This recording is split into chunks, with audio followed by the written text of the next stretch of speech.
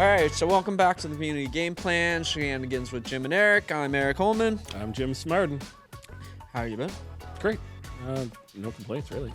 Nova Scotia weather. Other than your loud shirt, that's the only complaint I have. I love my loud shirt. Any louder, it would be like a Hawaiian shirt, but it's Malaysian, so thank you very much. All right, so today we're going to be talking about inclusion and coaching and the future of soccer right here in Nova Scotia. Mm-hmm. We have another two special guests, very, very good and very knowledgeable in exactly what they're doing.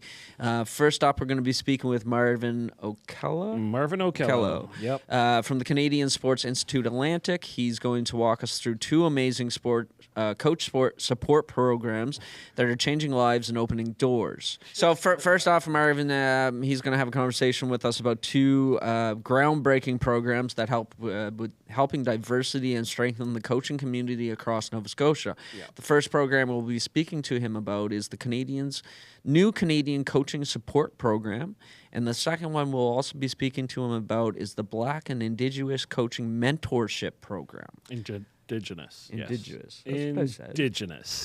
I'm actually looking really forward to this conversation. No, and when it comes down to somebody who has the community at heart, yeah, and the whole like bringing people together, I have not met anybody personally who is more in tune with that than Marvin himself. Yeah. No, I think that's going to be a great conversation. Mm-hmm. The second segment of our show, we're going to talk more about grassroots soccer and the Suburban FC's vision. We have Ollie, who's the director of soccer with Suburban Football Club. And again, we're just going to talk a little bit about him, similar to what we did with the United Dartmouth Football Club, you know, the Suburban roots, their growth, the impact on the HRM community that they're in, how the club is building in inclusive and accessible programs. And then we're also going to get into a little bit of a look at the future of soccer, because we know this is such a growing sport in our community, in our province. So from grassroots to the high performance, we have Ollie, and he's going to talk to us all about it. And thankfully, he's actually involved with the U21 Wanderers team and the first team, Halifax Wanderers. Yep. Yeah, I don't know if you've noticed, but a lot of this thing that we've been going on with inclusion has had to do with grassroots. Like everybody talking grassroots, everybody who's trying to make, like even with Chris Kingwell before, anybody who's trying to talk about how they're trying to bring in community and stuff like that. Inclusion is such a major part of sport these days. So again, it's like I think anybody who's trying to get their kids into sports or themselves into sports, it's a lot different than it was. Yeah. My personal take. Yeah. So thank you again for joining us for the Community Game Plan. We hope you enjoy the rest of our show. Up next is Marvin. So welcome back to the Community Game Plan podcast, where we have our special guest, Marvin Okello. I hope I get that right. I'm notorious with getting names wrong, so just bear with me. All the time. So all the time is right. So Marvin is here with us as a guest. He is with the Canadian Sport Institute Atlantic. That's it. Thank you. As well as a fellow coach of soccer with the HCU club. And podcaster. Yeah, we just discovered that as well, so that's great. I'm going to delve into that. Commentator as well. Right. Oh, man of so many hats. Oh my, we're gonna have some fun with this one. All right, so Marvin, get you maybe give us a little intro, your background, how you got involved with the institution, and what you're working on. Yeah, for sure. So thank you again, Eric and Jim, for having me. Much appreciated. So full name's Marvin Okello. I am a refugee from Kenya. I am a coach, as you said, a commentator, still playing at a high level as much as I can. But I'm an EDIA specialist after working with the Halifax Wanderers for 6 years and founding their diversity committee and still chairing that to this day. What's EDIA? EDIA stands for Equity, Diversity, Inclusion, Accessibility. I thought you'd never ask, Jim. Thank you so much for that, sir. Thank you so much. So, yeah, all to say that I am somebody whose life is just filled through sport. All my personal and professionally, they all overlap and commingle. So I left the Wanderers January 2024 after 6 brilliant years working for them and helping that club continue to have sellouts and really build into the fabric of the community, which I know this podcast is all about. So for me, community is everything. And I reached I think my ceiling at a certain point. So I got this job, EDIA coaching support lead with Canadian Sport Student Atlantic, which allows me to continue doing what I was doing, but with not just soccer, with 56 plus sports, which is what we have here in Nova Scotia under PSOs, provincial sport organizations. So just able to have a bit more of an impact in a larger community now in the sport community through this role, supporting diverse coaches specifically. No, that's excellent. Yeah, I love that. It's actually, again, I don't know if you follow who else we're supporting of, but the Pig Dogs Rugby Association. Yes, yeah. They actually have that there. So I was actually wondering if you'd ever cross paths with them with some of their initiatives they have going. So only when I was still in the Wanderers role, because as you know, Jim, I also did all the ticketing for the rugby events that were done at the Wanderers grounds with not just Canada Rugby, but also with John Gillis, who's kind of the kingpin of rugby here in Atlantic Canada. So I got to meet a lot of the contacts through there, where I was giving them tickets to the games that they were hosting at the Wanderers ground. So not like a strong connection, but I know who they are and what they do.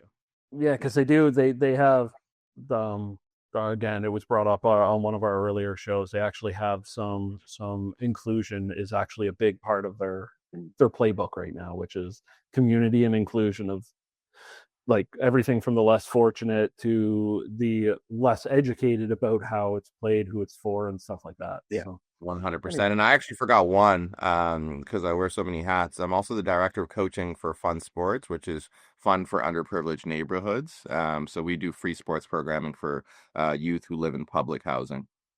You need a ridiculous amount of jerseys. I have our old greens. Like anytime anything's needed, hit us up. or I'd love to volunteer that if you needed. Yeah, exactly. Like yeah, for anything sure. else. I'll let you know how you can get involved with that for sure. Anyway. We just got our charitable status approved, so ready for some big steps coming in the next 6 months or so. You'll see a big announcement in the fall coming about that. Figure we'll jump right into kind of what we had Marvin in here to talk more about, and what we really wanted to focus on today was, what you are doing and the Canadian Sports Institute of Atlantic are doing to support the coaches of tomorrow. So one of the big programs that you mentioned to us that we thought would be a great topic to talk about here was the New Canadians Coaching Support Program. So that program is helping immigrants and newcomers navigate the path of becoming certified coaches in any sport within Nova Scotia. Can you give us a little bit more information on that? How it came about, any success stories that you got maybe? Yeah, 100%. So for those who don't know who the Canadian Sport Institute of Atlantic is, they're one of the 4 institutes across the country that are served under the Canadian Olympic Committee and the Paralympic Committee. So we work with all the provincial sport organizations, commonly referred to as PSOs, but there's just way too many acronyms in sport, so I always say the long versions. So the institute helps with, we have the Ellie Blacks of the world who are going to world championships and Olympics. They train out of the Canadian Sports Institute of Atlantic gym, which is at the Canada Game Center, and our office is in the back of the Canada Game Center there. But we work with athletes and coaches and sports sciences. So these things like mental performance, nutrition, things like that to support organizations like the Halifax Tides, for instance, right now, who are a client of ours, and they do all our training. We support them with, again, mental health, nutrition, all of those things that are off the field as well, that help them with their on-field performance. So my job specifically is a equity, diversity, inclusion, accessibility, coaching support is to support those underrepresented groups. So the newcomers one was born out of a need to create specific pathways and support anybody who's new to Canada with how do I get involved in coaching, learning, because sport, as simple as it should be, it's not, unfortunately. It isn't North America, right? So my job is to really welcome newcomers who either want to get involved in coaching because they've never done it, or maybe they did in their country of origin and they want to continue it and understand, how do I actually do that? Right. And it doesn't matter what sport it is. I'm connected to, again, the many provincial sport organizations who are able to support with funding, finding a club for them to coach with, all those. But I get them ready for that step through my program. Not only just with coaching, but also like community building, right? Like we talk about here, it's not just the X's and O's, it's not just the job. It's sometimes it's connecting them for that peer-to-peer support. So I create a WhatsApp community where they can connect with each other, because there's some things that they probably are not going to be able to ask me, because I am not the Mr. World, as Jim was alluding to earlier on. You're Mr. World. In my own skill sets and knowledge, and so they're able to talk to each other about things like food and culture and those things that are really important when you're trying to assimilate into a new province, a new country, a new community. So peer-to-peer connection through the WhatsApp communities has been massive for allowing them to feel like, okay, like I have a network, I have friends, I have people who can support me with navigating things like we know exist in society, like nepotism, right? Sometimes it's not what you know, it's who you know. So I introduce them to other people that they'll know in the sport community and in the greater community. But I'm sure it's a great safe space too for them to learn from each other. 100%. So that's a big part of it. I'm glad you said that, Eric. Well said. Safe spaces and safer spaces is a real thing that I'm trying to navigate. And one of the things that I'm really advocating for is youth, especially in high school, understanding the benefits of coaching at a young age and how it can help you in your career, regardless of what career you take, right? Because coaches, we learn communication, we learn management, we learn administrative things that you have to deal with, communicating with your Talking to people with different personality types. personalities. You have to be careful of, mental health, so you don't, overwork yourself. You burn out of coaching. There's so many different things that apply to real life that you learn from coaching that ultimately you can even put on your resume as well. So having a locker account kind of captures all of that, and you can show a potential employer, whether it's sales or whether it's hospital work, whatever avenue you go, I have some tangible skills that I've learned and captured in these modules and certifications that show that I'm actually capable of doing the job, regardless of what it is.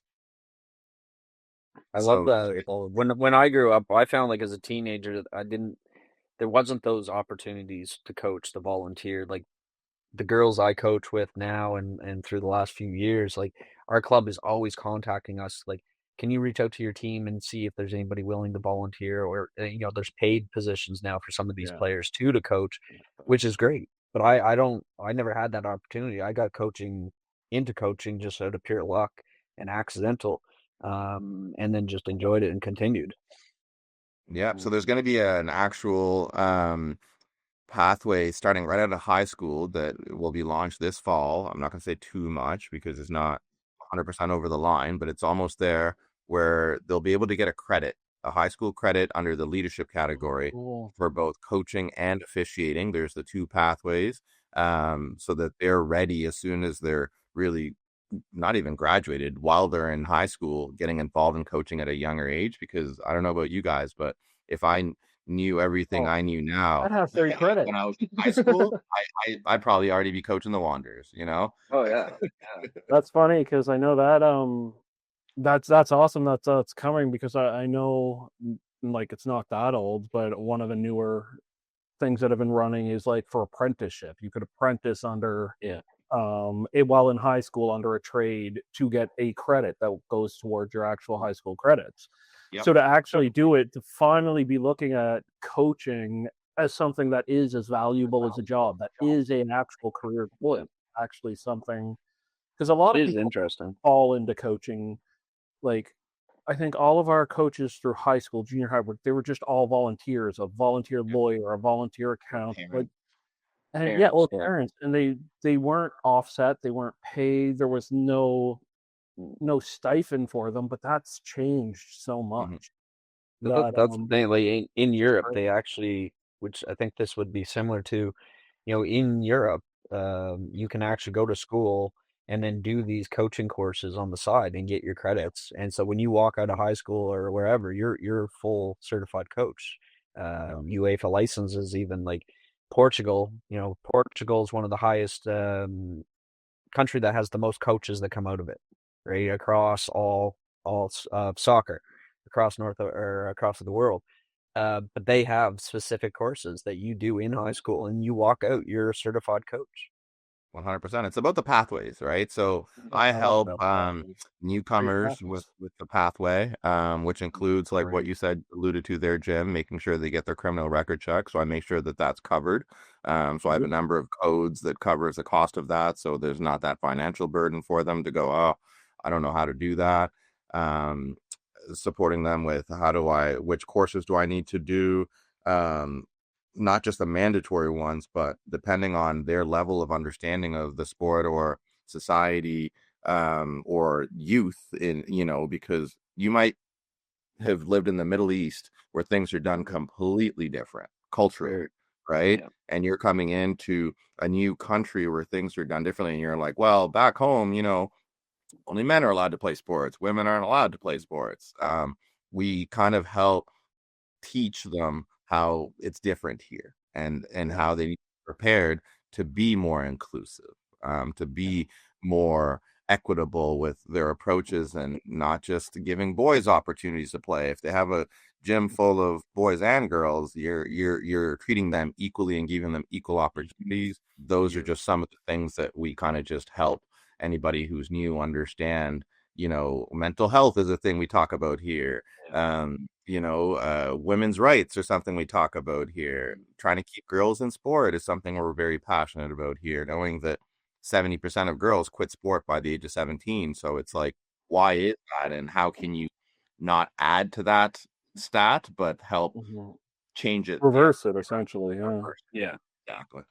Well, I think that all touches like such a good point or like even an underlying point that kind of in all of that being said, it's easier to teach people who are coming and people who want to fit in. Yeah. It is easier to teach them those, which they're not small things, they're very important, but it's then to lose the knowledge and the skill they would be bringing forward if we didn't have something to teach these people how to interact and share their knowledge in a way that'll benefit everyone. And hold them accountable too for some of those things that they might be bringing along that's baggage, right? Like I said, I was born in Kenya, and a lot of African countries, unfortunately, have some very backwards policies around even, allowing people who are gay and things like that to be a part of society. There's laws in some African countries that you're stoned to death if you're found to be gay, right? Like, so that's the reality of some people coming here that don't understand that here we support anybody regardless of your gender, your sexual preference, whatever it might be. So some of it is holding accountable to some of those newcomers to be like, we don't do that here, and if your wife wants to play a sport, she can. You're not wherever you were anymore where we don't allow that. And sometimes it's difficult to help those men change, or because depending on your age, change becomes more difficult as we're kind of ingrained in our the word I'm looking for, our habits, right? And on top of that, Jim, you alluded to it, some people just aren't capable or willing to change as well. So some of my job is actually identifying the coaches that shouldn't be coaches because they don't have that willingness or capacity to change. So do you have like a success story of somebody recent or in your past that you've kind of helped through that program and they're now booming as a new coach? Or yeah, there's one big one would be Jordan Ellis. He's from Jamaica.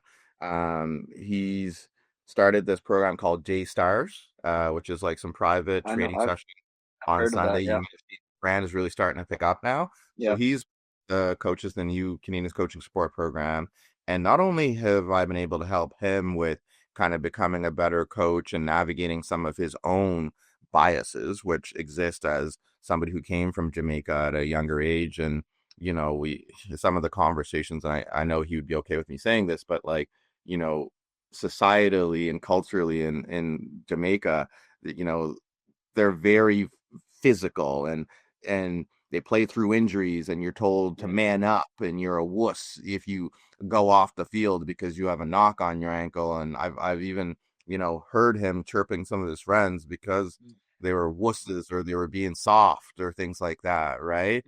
And just kind of teaching them the appropriate language and be like, no, like, especially if you're going to be a business owner, like you can't be saying stuff like that. Not just because you might get canceled, because that's the times that we lived in, but also because it'll affect your business, and word of mouth spreads here very quickly. And the It's still a small place for being a big city. Exactly. So I've been able to help him make sure that he is, being somebody who's growing, both, as a coach, but also as a person with those values, and really instilling that in his program with his coaches. Most of his coaches that he hires are newcomers. So there's a benefit going the other way for me as well, where he's able to help funnel a lot of the newcomer coaches into my program, where I then help them be certified, and then they become better coaches for his J-Stars private training, which allows the athletes that sign up for the sessions to really be very supported, while helping them protect the coaches from things that happen. Like, when you're working with youth, there's so many different types of parents, as I'll try to be politically correct, that you're dealing with. We understand. So how to navigate all those different types of complaints and things that you can get from parents by having all of the coaches trained and certified to be able to handle those many different conversations, such as, I think that's our session. If you offer those, we need to get it for like not just coaches, just real estate, like people in general, like need to sit down and I'm not perfect, as we know. I'm nobody. far from. I'm a little bit blunt. Not the softest talker all the time, and I coach the same way. And that's why when I get those complaints, I'm fine. I'm like, you're right. That's on me. Let me apologize to both you and your child. Like, that's kind of the kind of person I am. I'm not there to hurt feelings, but I am forward. The learning experience. But I think the issue is, and even for myself, who has had some training in how to talk to people, or at least identify different personalities, like it's important to have a how to talk to people, because it's not always about, like, and as I always say, it's not how I mean to come across, but that doesn't mean that's not how you're taking it. 100%. You just summarized especially the issue that a lot of people don't realize in society as a whole, right? It's not about the intent of your words or actions, it's about the impact. So that's a huge thing that you'll hear me say a lot in my work, is intent versus impact, because we've all heard the saying, the road to hell is paved with good intentions, right? Yeah.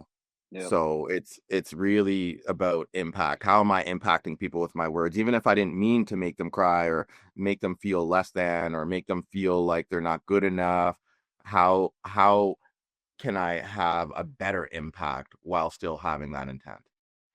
Right. Get my point across without damaging somebody's way of perceiving it. Exactly. How can we meet in the middle? Yeah. So yeah. All right. So let's talk about one of your other hats, because we know we already learned you wear many. So another program that you guys do is the Black and Indigenous Coaching Mentorship Program. Can you tell us how that program?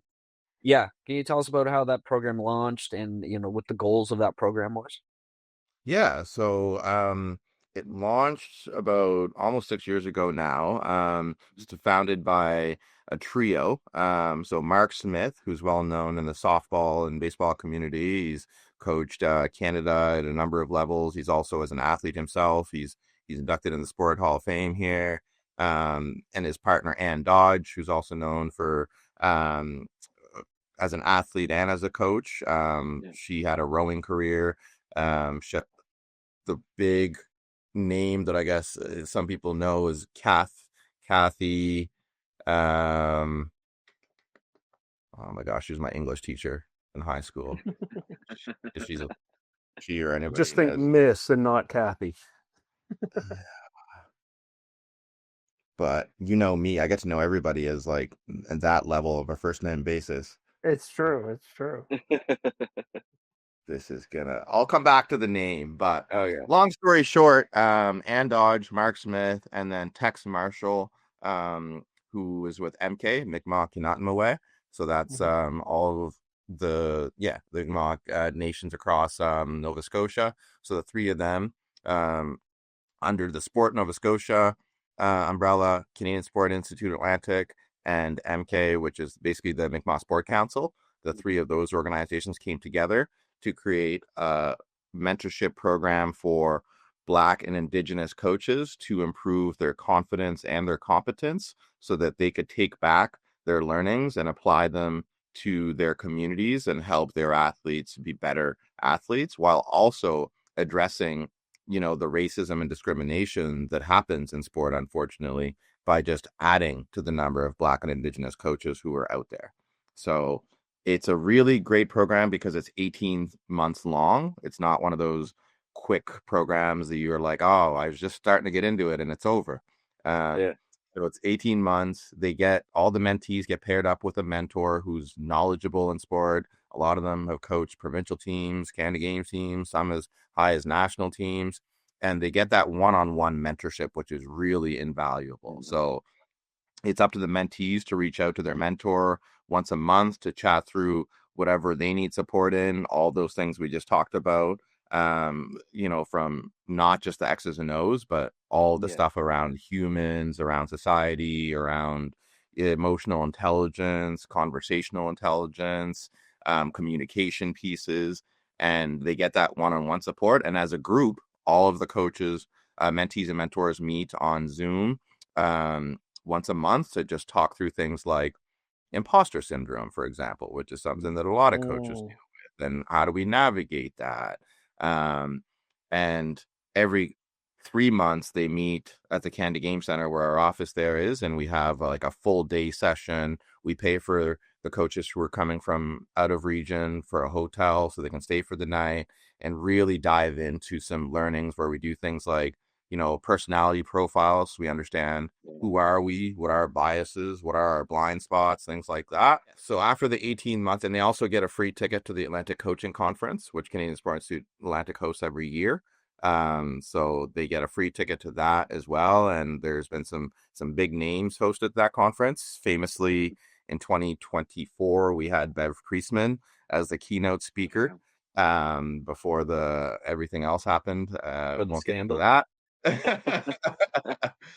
So some pretty big opportunities for the coaches to really learn from some high level coaches, and different things as well. So like, you know, accessibility is a big thing that's come into frame lately. So we teach them about accessibility, both financial, physical accessibility, psychological accessibility, those types of things. So when they're done the 18 months, they might start, you know, at this level of a coach, maybe a level 2 or 3. And by the time they're done, you know, the goal is that they're a much higher level coach, not just, again, X's and O's, but all those other things that make you a great coach. So is that program, is it more to start with the grassroots coach and help them move up, or is it the higher level coaches that it's both? It's both. It's both. So there's coaches of all varying levels. You have to be actively coaching to be in the program. So you can't be like, oh, I just started, I wanna get better. No, it's like you have to have been coaching at least for a little bit. And the idea we talked earlier, Eric, you said it's a safe space for Black coaches to be among other Black coaches, Indigenous coaches to be across other Indigenous coaches. But then we learned that there are a lot of overlaps in the experiences of both Black and Indigenous coaches. So being able to have them together really creates that shared learning, and also I think allows people to not feel like woe is me. Like, I'm the only one going through this, because there are a lot of things that Black coaches experience that Indigenous coaches also experience, and vice versa. Yeah. No, that's great. Well, it's like a comfort in, again, being in around people who have gone through similar, maybe not the same, but like you said, it's not the woe is me. Is you are now surrounded by people in the same outlook of life. Exactly. So the goal is, especially on the Indigenous side, is to create capacity for a lot of those Indigenous coaches to take the learnings back to their community and be able to not just coach a team, but maybe start a new club, start a new organization, and things like that, with everything that they've learned. A league and the Exactly. So it's a really great program, and so anybody who's interested can always reach out. We'll be doing our next interviews for the next cohorts, which begins in September of 2026. So anytime between now and the end of next July 2026, you can apply. But just make sure that you'll be actively coaching by September of 2026. And I believe Eric and Jim are going to put some links there as well for anyone interested in that. But yeah,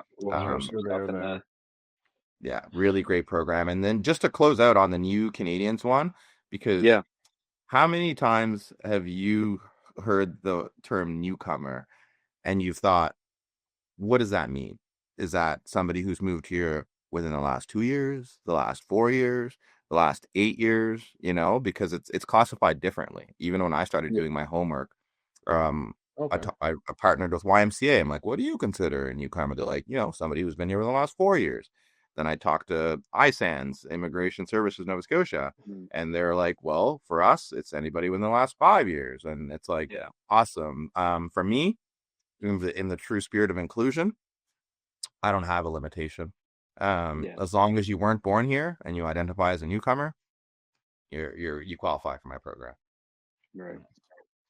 I'm essentially one point of contact that I might not have all the answers, but I'll connect you to the right person for the things that I don't have the answers to, while providing as many of the answers that I do have the answers to as well. So I think in sport, it's just about those clear pathways and making it very easy for people to understand, what do I need to do? Who can help me? Is there financial support that I have so that I can do this, knowing that a lot of coaches are volunteering their time, energy, effort into doing it for the right reasons, but it shouldn't be at a burden to them. So removing those burdens to make it easier for the coaches who are the right types of personalities to coach our next generation of athletes and coaches. Yeah, love that. Absolutely love it. 100%. Yeah. Definitely, just our short conversation, you're a wealth of information. So what's next for you? I mean, you kind of already mentioned there's some things going on. So, but what's next for you with the CSIA and for them as well for growing these programs?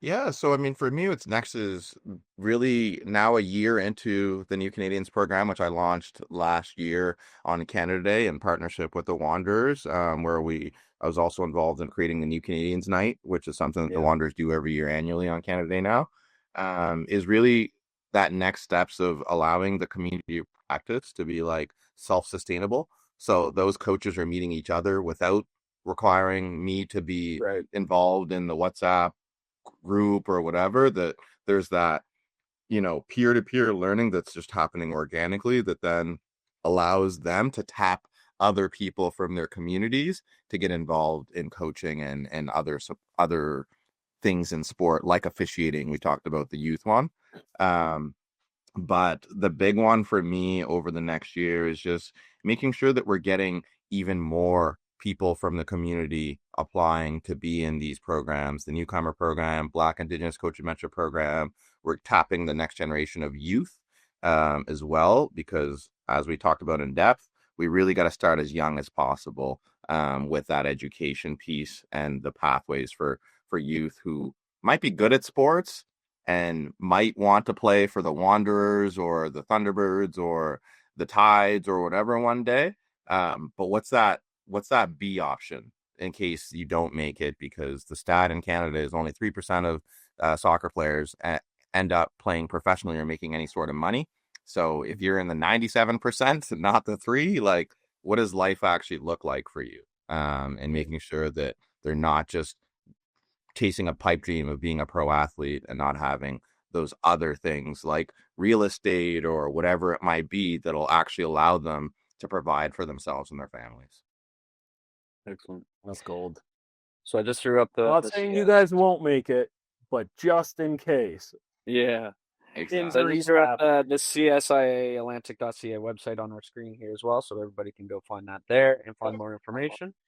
Or maybe you've torn your Achilles like Jim and I, and you can't play sports anymore. What am I doing now? Oh man, I think all three of us have had major injuries. I've coached with a blown knee. I've coached with a broken foot.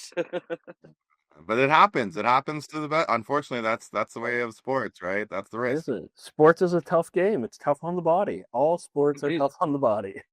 My girlfriend, she coaches with me a few years ago. She got a concussion because she got a soccer ball to the back of the head. So she was out for a while after that. It's dangerous sport coaching. I had a last year too. Actually, I was out of work for a couple of months, just being in my apartment in a dark room, because I had some bleeding in my brain after a concussion. So those are some of the things that we talk about in our programs and educating, not just the athletes to take care of them, but how our coaches, not letting kids who are like, I got a concussion, but I'm good, coach. Put me in. We'll be back on. Yeah. Mm-hmm. Oh, I had a girl last year where she got a concussion a couple games, and she showed up. She was dressed. She's like, I'm ready to go. I'm like, I'm sorry. Our club has a policy of 2 weeks. You're off completely. No practice, no games. She's like, but we need players. I'm like, sorry, I'm following club policy. 100%. But the key thing here is that you don't then go and they see you get a concussion and you're playing and go back on. Well, they didn't see me as a teenager because I did that all the time. This is what I'm saying, right? Like, because the biggest thing that is bad about coaches is we tell our athletes, do as I say, not as I do. Yeah. And that is everything that's wrong. We tell them the story of our glory days, which were very different days. Like, exactly. Yeah. Wrapping your ankle tighter to get back on the pitch. Like, I remember my first concussion, and I was literally off until I wasn't seeing blurry. And then back on I go because we needed that defender. We were short. Yeah, I had similar thing with hockey. I got hit from behind, head first into the boards. I went off the ice. My dad joked. He's like, you look like you were drunk skating back to the bench. Got to the bench, went to the end of the bench, threw up, waited like 2 or 3 shifts, and the coach like, you good to go? I'm like, sure. Jumped right in. These stories do not help the kids we coach. No, I tell them those stories, though. They laugh. So they know. Yeah, but that's it. So they know. Like, that's it. You don't want to turn out like me. So listen to the concussion protocol.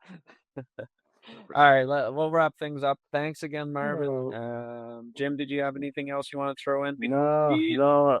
As always, Marvin, it's been amazing chatting with you. This is why I always look forward to it. So yeah. Thank you. Again, appreciate the opportunity, and I look forward to a follow-up at some point, and if there's ever anything I can do to support you guys as coaches as well, don't hesitate to reach out. No, thank you very much, Marvin, and I definitely will reach out because I'd love to have another conversation with you at some point and talk more about all this stuff. It's really interesting. So again, thank you. And so this is the community game plan, and we're gonna move on. So that was Marvin, and we just want to give a big thank you to Marvin for having that conversation with us. We understand you weren't available to record with us on the original date, but we've worked it out. I hope you're healing well, Marvin. So again, Marvin, his work is making a huge impact. So now let's head over to the soccer field and talk about one club is doing and what one club is doing to change the game in HRM. So up next, we're going to have our conversation with Ollie, and Ollie is with Suburban FC. This episode of the Community Game Plan is proudly sponsored by the real estate team. Hey, that's us. Hey, that's right. When we're not on the pitch or behind the mic, we're helping people buy and sell and win the real estate game.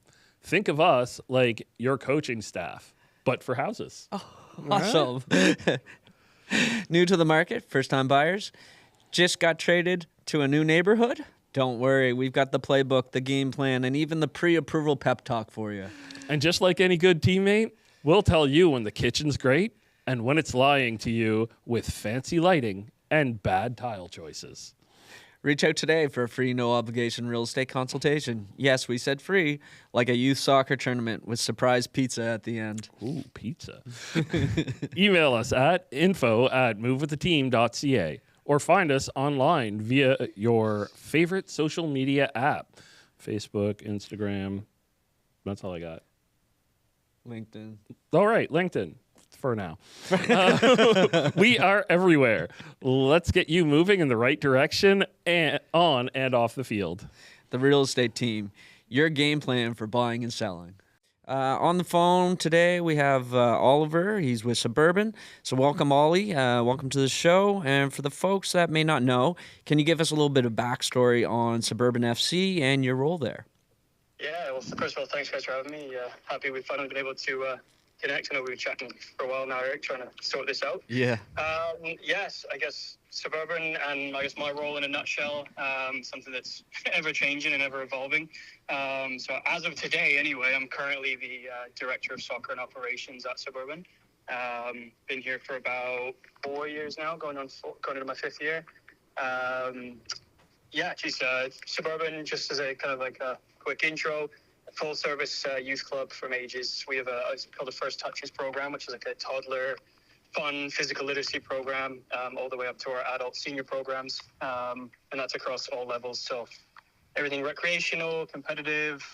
We also have basically a full-time academy program as well. Nice. All the way up to our senior teams, like I said, which are hopefully on the brink of some sort of League One Atlantic or semi-professional model, which we're pushing them towards.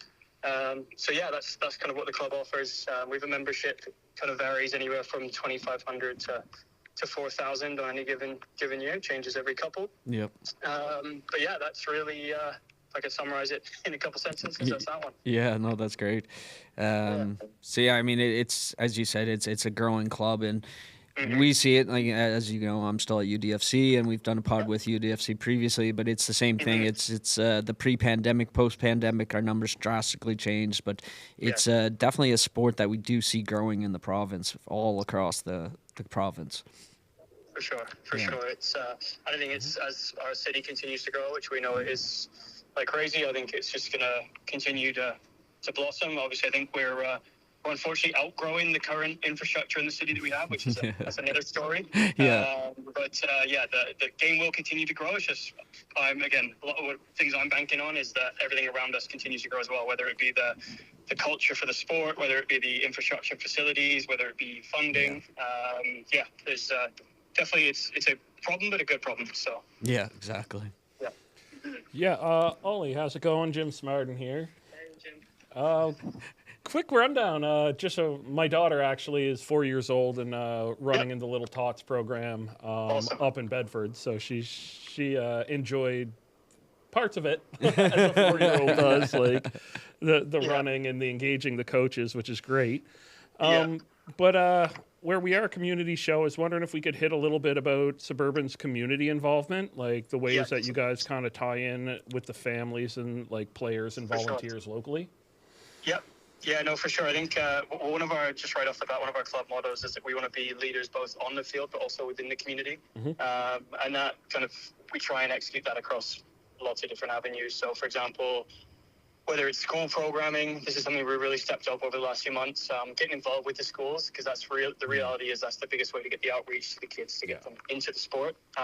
They said we've got, especially in some of our communities, we've got a lot of areas where people just don't know how to get involved. The kids do play on the streets at home and they play with friends, but they don't actually know that it is a very overcomplicated process to get involved in organized sport these days. So the school programs is one, especially with our full-time academy programs, just because we have more of their hours per week to use up, I guess. We preach a lot of community involvement in terms of volunteering, fundraisers. We do charity events. So the main ones that stick out, we do a lot of stuff with Feed Nova Scotia. One of our events actually being with Eric UDFC for our Christmas games. We do stuff with halfway houses for clothes and food donations. There's honestly, the list goes on in terms of like direct kind of involvement. And then the biggest piece, and this is something that we're really prioritizing, especially as we move into the next kind of strategic cycle of our club, is how can we build that culture within the communities? So obviously we've got a World Cup coming up in 2026, and I actually said to someone the other day, I can't believe it, because unless I was an avid fan, which I am, I wouldn't know it was coming to our country, and I think it's less than 350 days now or something. Yeah. And it's something we're really focused on. So like I said, school programs can play into that. We're doing a lot of drop-in sessions. We're doing some partnerships with other organizations. So for example, there's a couple groups now that are doing like a new immigrant training program based out of some of the neighborhoods in our club, and we're just guiding them and supporting them with coaches or coach education or even equipment. So really the big kind of connection piece that we want to build on with extra emphasis is the culture side. How can we grow the love for the game? And obviously in turn that will grow participation, that will grow numbers, that will grow coaches, volunteers, fundraisers, like the list will go on. So yeah, as much as we obviously want to see the on-field success, we hope that we can see the off-field culture and leadership thriving as well. It's actually funny. It's one word I hear over and over again when we were talking to UDFC, when we were talking to even the rugby, Chris, for the Pig Dogs rugby, is culture. Like the culture of the sport. And I really find like the culture and community is like kind of why we're doing this with the community game plan. Is I feel like bringing those two words together and actually making it, instead of just saying you're doing it, you're out there, like you said, with the people coming in and like immigrant communities and stuff like that. It's massive. And so I guess just to go on the whole culture thing is, what would you say like about like the tie-in of culture and community? Like what is Suburban's like massive, like what are you guys like especially proud of as far as culture and community goes of what you've done so far? Yeah, no, I think Jimmy hit the nail on the head. I think the word culture especially is used too much, and it can mean so many different things, right? Like if I'm talking whether it's the sporting culture or whether it's our club culture, like the list could go on in terms of how people see it and what it's defined as. I think the two, in the way that we want to see it, go hand in hand. Like it's the culture of our community, and it's the community of the culture that we created, right? And I think that even ties into the question you just asked. I think the biggest thing I'm proud of, and I'm sure others in the club, whether it's our board and previous staff and everyone that's kind of gets to wear the badge, is the thing that we identify with us as a club is that constant just drive forwards and raising anything we can try and raise the bar, raise the ceiling, and we want to do it.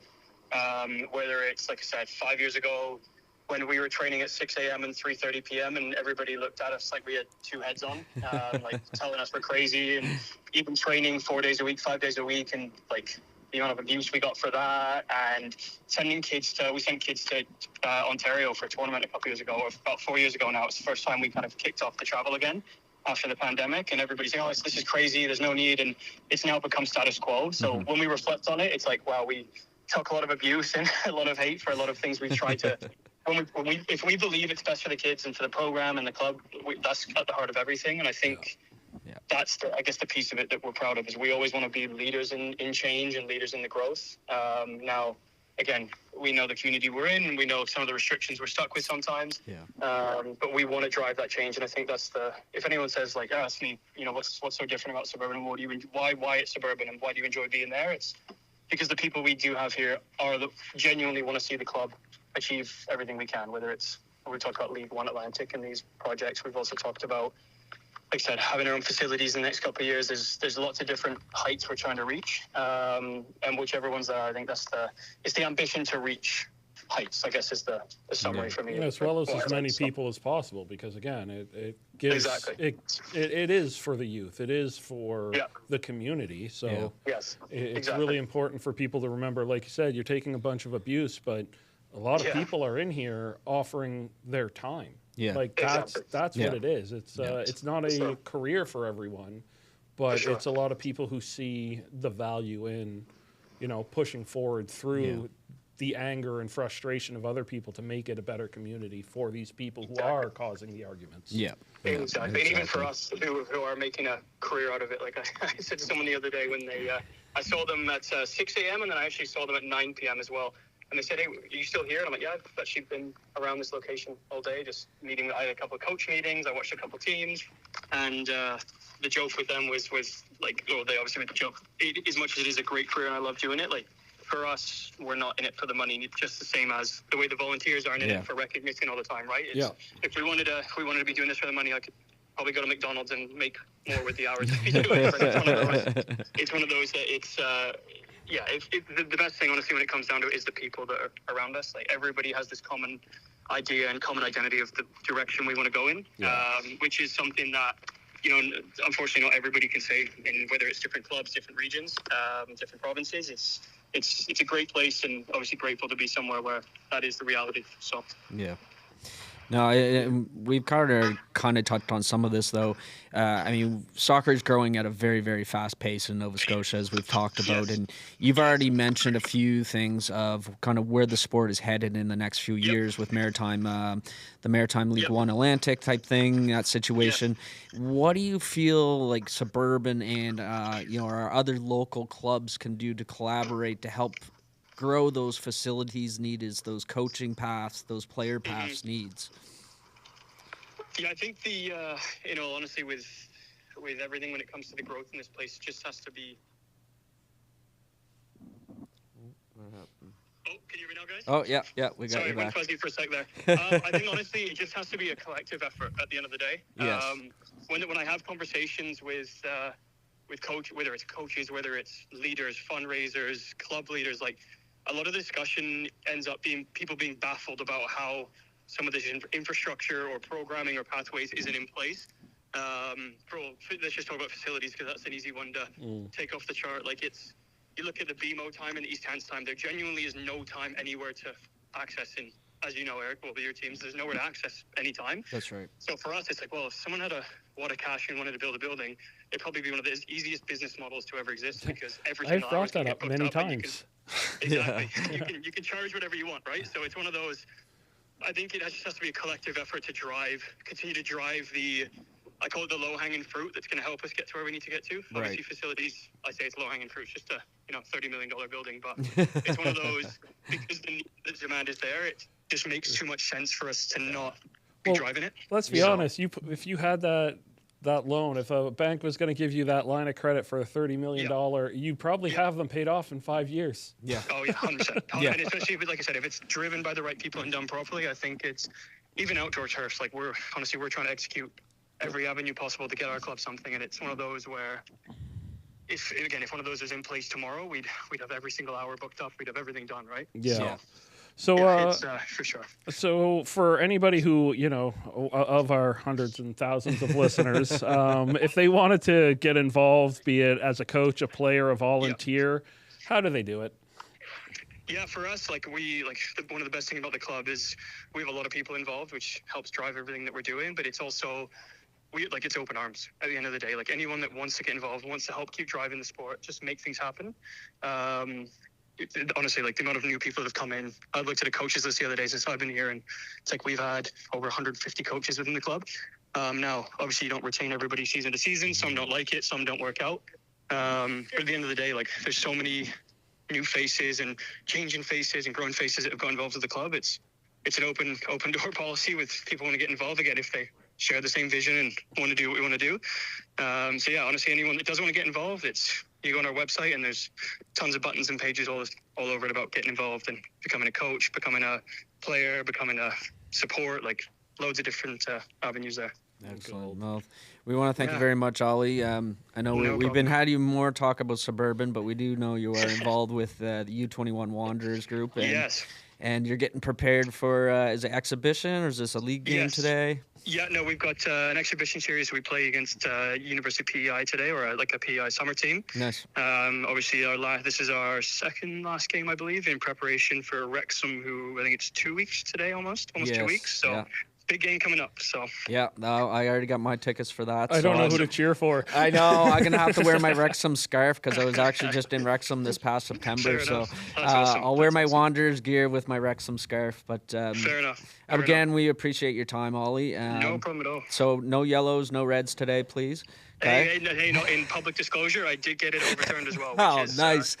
I never did hear back. I had to go to CPL court and argue my case, but I won with flying colors, so that's okay. There's excellent. I'll say a minor referee in error, but won't dive into any deeper than that. So. Well, thanks again, Ollie. Wish you guys all the best today, and we'll be in touch. Sounds good. We'll talk to you soon. Cheers. Thanks, guys. Bye-bye. Hey, bye. All right. Do I get a heads up? Welcome. So we saw me and my wonderful, my first attempt at a hot take on the first episode. Now it's Eric's turn in the hot seat for the hot take. And as somebody who's a little more mild-mannered, I can't wait to see what they have for him. Yeah, just so you guys know, our producers won't even give me a heads up on this hot take. I love it. Let's see what we got. All right, boys, give it to us, bearded boys. What is your guilty pleasure album that is your go-to that you've gone to since like high school? Oh my, I don't know because I've been listening to so many goddamn podcasts lately. That's not an album. Let's get to music, my friend. I could always check my phone. I mean, most of the stuff actually. Oh, here's a good one for you. Here's an oldie. The Beastie Boys. Ooh. Girls. All right. That was like one of my first rap albums I got as a kid. I was introduced Run DMC and the Beastie Boys. That's what I was introduced to for rap. And I was like, the Beastie Boys. And then when you actually saw a photo of them, you're like, what? Well, Beastie Boys were rap people. But the album was actually Licensed to Ill. I remember. Licensed to Ill by the Beastie Boys. That was one of my first. That was definitely. I still like some of the Beastie Boys stuff. I still listen to. Yeah. I didn't like their newer stuff. That's a hot take too. Wait. By newer stuff, what do you... Like that techno stuff they did. What about their stuff on Futurama? How'd you feel about that? That wasn't bad. No, what was the name of the electronic one? You mean like Intergalactic? Intergalactic. I wasn't a fan of Intergalactic album. The album itself, like. Yeah. Interesting. But then throw me some Run DMC and Aerosmith. I'm happy too. And this concludes another take. And you thought my Batman Forever was bad. Well, I mean, I could have thrown there is some classics. There's the Bob Dylan, the Beach Boys, the. But those aren't guilty pleasures. Beastie Boys was a good target. That was a good target. Okay, so what a Give her. wonderful conversation. Yeah. So that's a wrap for today's episode of the Community Game Plan.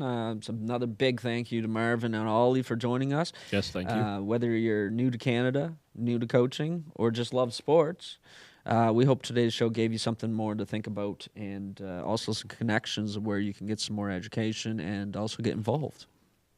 So don't forget now, we're all probably your favorite podcast by now. Definitely. So Definitely don't forget to subscribe, follow, like, leave us a review, share with your friends, and go find us on social medias and give us some love over there too. Yeah. Where would we find you on social media? Oh, where would you find us? We've got our YouTube videos under the Community Game Plan. We've got our own individual YouTubes as well. Eric's rocking the Eric Holman. I'm rocking the real estate team. And then we're on Facebook, Instagram, LinkedIn, Blue Sky. Basically, search our name, Eric Holman, or Jim Smarden, or the real estate team, and you'll find us pretty easy. Yeah. And again, with the Community Game Plan, we're always looking for more. If you have any questions or just want to know how to get in touch with any of the people we've mentioned or talked to or anything like that, we're more than happy to help. Our DM box is open. We do check it ourselves. We don't have somebody doing that for us. So No AI here, people. Feel free to hit us up. We're always looking to engage. Yeah. So until next time, let's keep building the game plan together. Thank you again for joining us, and we hope you have a wonderful rest of your day whenever you're listening to this. Thanks again. Cheers.